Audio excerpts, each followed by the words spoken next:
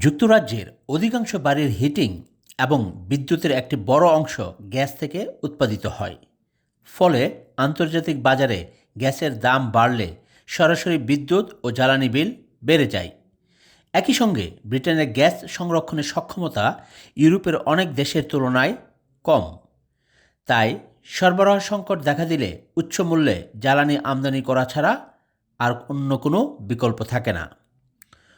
উত্তর সাগরের তেল ও গ্যাস উৎপাদন কমে যাওয়ায় যুক্তরাজ্য আগের চেয়ে বেশি আমদানি নির্ভর হয়ে পড়েছে।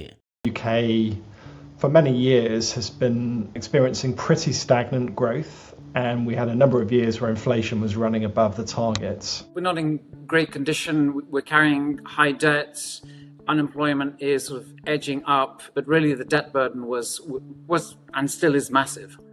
ব্রেক্সিট পরবর্তী অনিশ্চয়তা, ঘন ঘন সরকার পরিবর্তন এবং দীর্ঘমেয়াদী জ্বালানি নীতির অভাব গুরুত্বপূর্ণ অবকাঠামো ও জ্বালানি প্রকল্পগুলোর বাস্তবায়নকে ধীর করেছে।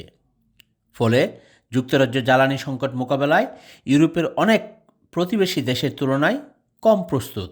Political premium in our borrowing costs that reflect this uncertainty and volatility that we've had in the political process. Even if I go back to Brexit time, right, it was one big change in the UK after the other, and that's what created this kind of problem souffle, if you want, or cocktail of crises, one after the other.